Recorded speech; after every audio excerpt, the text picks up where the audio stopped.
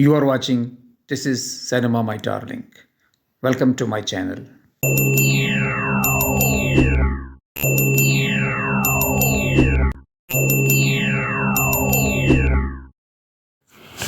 پاکستانی تاریخ کو ہم پاکستانی سینما کے ذریعے دیکھ رہے ہیں اور 1977 کا دور ابھی چل رہا ہے اور آج اس سلسلے کا چھٹا حصہ آپ سنیں گے یا دیکھیں گے۔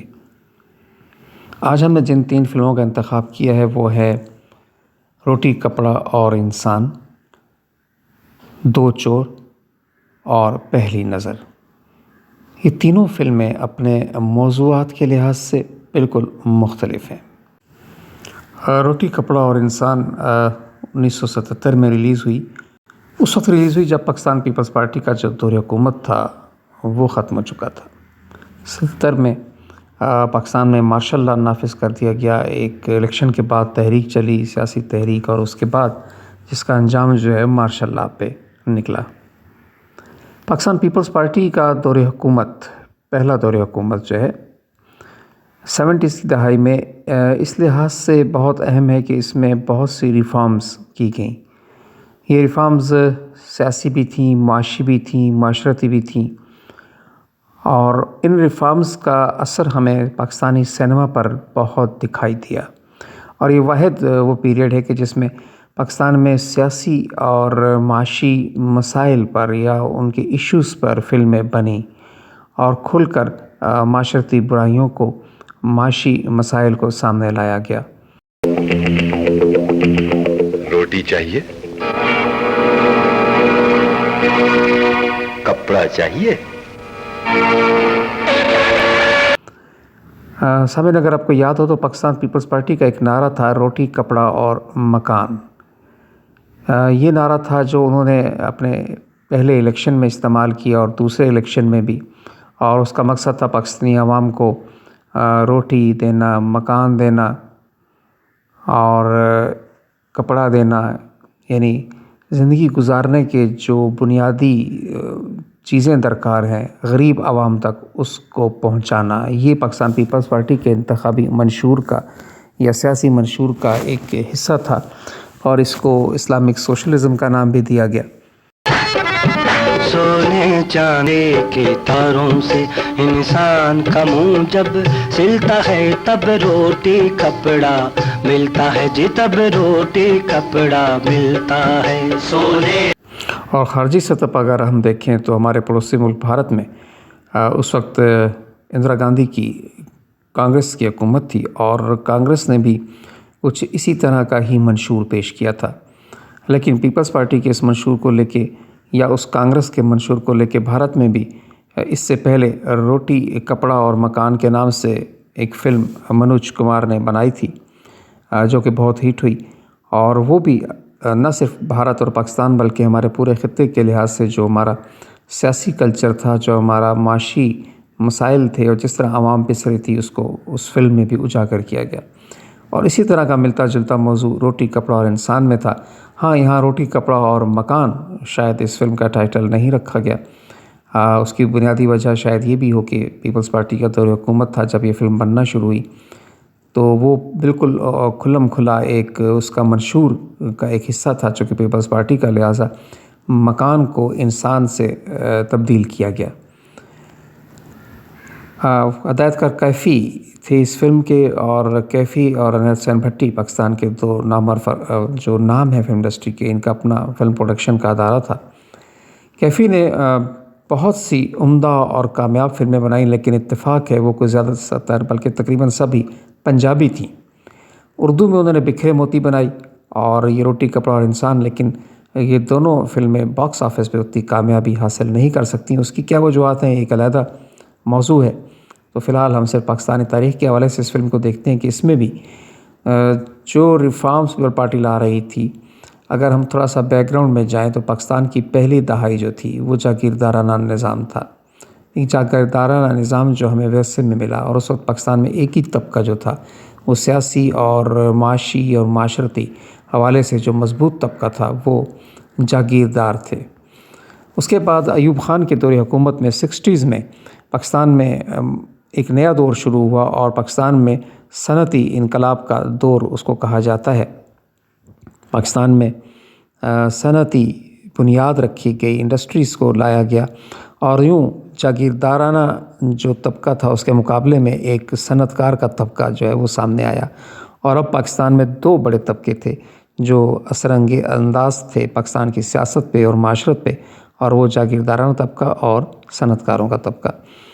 پیپلز پارٹی جب آئی 60s کے دہائی کے آخر میں، جب پیپلز پارٹی وجود میں آئی اور پیپلز پارٹی نے انتخابات میں حصہ لیا، تو ان دونوں طبقات سے جو پسے ہوئے عوام تھے، جو دولت مند طبقے میں پس گئے تھے، غریب عوام کے جو معاشرتی اور معاشی مسائل تھے، ان کو لے کر پیپلز پارٹی آگے آئی، اور پاکستان پیپلز پارٹی نے ریفارمز کا جو آغاز کیا، تو اس میں جتنے صنعتی ادارے تھے ان کو نیشنلائز کیا گیا، اور یوں پاکستان میں سرکاری اداروں نے جو ہے وہ کنٹرول سنبھال لیا انڈسٹریز کا، اور اسی سے ہی یونینزم کا جو نظام ہے وہ پاکستان میں شروع ہوا۔ مزدور کی آواز کو سنا گیا، مزدور کو جو ہے آواز دی گئی، اور غریب عوام کے لیے چونکہ اس وقت چینی، آٹا اور ان چیزوں کا حصول بہت مشکل ہو گیا تھا، تو راشن ڈپو کا نظام جو ہے وہ بھی قائم کیا گیا۔ لیکن ان سب کے باوجود بھی غریب عوام کی جو قسمت تھی اس میں کوئی فرق نہیں پڑا، غریب پھر بھی پستا رہا۔ اور اسی طرح کے موضوع کو لے کے روٹی، کپڑا اور انسان بنائی گئی، جس کے بنیادی موضوعات میں ملازمت کا نہ ملنا تھا، بے روزگاری، اور اسی طرح کس طرح جب راشن ڈپو نظام بنا تو وہاں پہ بھی چند لوگوں نے قبضہ جما لیا، اور غریب عوام کو پھر کھانے پینے کی اشیاء کے لیے بھی لائنوں میں لگنا پڑا، چینی اور آٹے کے لیے، اور کس طرح اس کا استحصال ہوتا رہا۔ پھر جب پیسہ نہیں ملتا تھا تو کس طرح معاشرتی مسائل بڑھتے گئے، اسمگلنگ بڑھی، اور اس طرح وہ جو جسم فروشی کا دھندا تھا وہ عروج پہ پہنچا۔ چونکہ یہ سب ان کا تعلق ہمارے معاشی مسائل سے تھا، تو غربت کی وجہ سے ان مسائل میں اضافہ ہوا، اور اسی قسم کے موضوعات کو لے کر یہ فلم بنائی گئی، اور اس لحاظ سے فلم کامیاب تھی کہ اس نے ان موضوعات کو بہت کامیابی سے پیش کیا۔ ہماری دوسری فلم جو آج جس کا ہم جائزہ لیں گے وہ ہے دو چور۔ دو چور ایک پنجابی فلم ہے، اور بنیادی طور پہ ایک ٹپیکل فلم ہے جس میں وہ تمام مسالہ موجود ہے جو کہ اس دور کی فلموں میں ہوتا تھا اور اب بھی ہے۔ اگر ہم چور کے حوالے سے دیکھیں تو اس میں عام وہی پولیس اور چور اور ڈاکو اور غریب عوام اور کوئی اس طرح کی ہی کہانی ہے ٹپیکل سی، جس میں لو سٹوری بھی ہے۔ لیکن پنجاب بھی فلم ہے، اور پنجاب کی تاریخ کے حوالے سے پنجاب شروع سے ہی ایک زرعی خطہ رہا ہے اور بڑا خوشحال خطہ رہا ہے۔ ڈاکوؤں کا تصور اگر ہم دیکھیں پنجاب میں جب زیادہ ابھرا اور سامنے آیا تو وہ انگریز دور میں تھا۔ اس سے پہلے چونکہ پنجاب دیہاتوں میں تھا، اور دیہات جو تھے مختلف دیہات وہ جاگیرداروں کے زیر اثر ہوتے تھے، اور جاگیردار بہت مضبوط طبقہ تھا، وہ اپنے دیہاتوں میں اپنے علاقوں میں امن و امان بھی قائم رکھتے تھے۔ اور ڈاکو جب سامنے آئے تو ایک خیال یہ بھی ہے جو تاریخ ہمیں بتاتی ہے کہ یہ وہ لوگ تھے جنہوں نے برطانوی سامراج کے خلاف، جنہوں نے برطانوی حکومت کے خلاف علم بلند کیا تھا آزادی کے لیے، اور بنیادی طور پہ وہ یہ کرتے تھے کہ جو جاگیردار انگریزوں کے ساتھ تھے وہ انہیں لوٹتے تھے، اور ایک کنسیپٹ ہے کہ وہ پیسہ جو ہے غریبوں میں بانٹا کرتے تھے۔ تو اس طرح ڈاکو کا ایک پازیٹیو سا رول جو ہے وہ سامنے آیا۔ انگریزوں نے ان کو پکڑنے کے لیے ان کے سر پہ قیمت رکھی اور ان کو ڈاکو قرار دیا کہ ڈاکے ڈالتے ہیں، اور بنیادی طور پہ وہ اس وقت کی حکومت کے خلاف تھے۔ تو یوں پنجاب میں ڈاکوں کا ایک جو کنسیپٹ تھا وہ ایک سیاسی حوالے سے سامنے آیا، اور اسی حوالے کو زیادہ تر ہماری پنجابی فلموں نے جو ہے وہ آگے بڑھایا، اور ہم دیکھتے ہیں کہ جتنے بھی ڈاکو تھے 99% پنجابی فلموں میں وہ غریبوں کے ہمدرد ہوتے تھے، وہ جاگیرداروں اور چودھریوں کے خلاف ہوتے تھے، اور قانون ظاہر ہے چودھریوں اور جاگیرداروں کے ساتھ تھا، اور اس طرح پولیس ان کے پکڑنے میں لگی رہتی تھی، اور ان کو ڈاکو کی حیثیت دے دی گئی۔ بہرحال یہ پنجاب میں مختصر تاریخ ہے ڈاکوؤں کے حوالے سے، چوروں کے حوالے سے. دو چور بھی ایک ایسی ہی کہانی ہے کہ جس میں ایک ڈاکو تو ہے لیکن وہ نہایت ہمدرد. اچھا پتر تھی اتنے بیٹھو کہ میں انہیں آتا ابو جی میں کرنا چاہوں پتر میں کام چلے ہیں ڈاکہ مار بڑی میں بھی کرنا ڈاکہ مار جاؤں گا. وہ بھی ہمیں اس طرح کا ڈاکو نظر نہیں آتا جو کہ لوگوں پہ ظلم ڈھاتے ہیں یا اس طرح کے ہوتے ہیں. وہ بھی امیروں پر ہی جو ہے ڈاکے ڈالتے ہیں. وہ جیولرز کو لوٹتے ہیں، وہ جاگیرداروں کو لوٹتے ہیں. تو اسی طرح کی کہانی ایک مسالہ سے بھری ہوئی فلم ہمیں سامنے یہاں اس فلم کی موسیقی جو تھی وہ بہت کامیاب ہوئی تھی اور اس حوالے سے بھی ایک یہ اچھی فلم قرار دی جا سکتی ہے. اور ہماری آج کی تیسری فلم ہے پہلی نظر. اردو کی فلم. اس وقت کے جو ہمارے سپر سٹارز تھے اس میں محمد علی تھے، اس میں بابرہ شریف ہیں، آسیہ ہیں، ندیم ہے. پہلی نظر کا موضوع جو ہے وہ تقسیم بر صغیر کا ہے.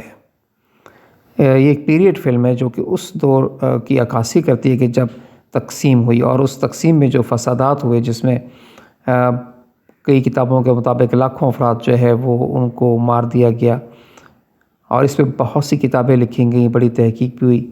پاکستان میں اس موضوعات پہ فلمیں بنی لیکن بہت کم. حالانکہ یہ موضوع متقاضی تھا کہ اس پر بہت سی فلمیں بنائی جاتی ہیں اور خاص طور پہ جب ہمارا 70s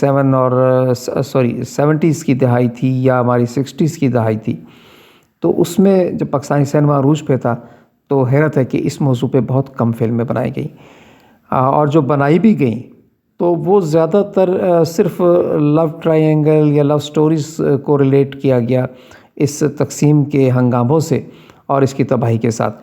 حالانکہ اس کے موضوعات میں عشق و محبت کے علاوہ بھی بہت سے موضوعات تھے. اس تقسیم کے جو قتل و غارت گری ہوئی سرحد کے دونوں طرف ہوئی اور اس میں ہندو، سکھ اور مسلمان تینوں طبقے متاثر ہوئے زیادہ تر.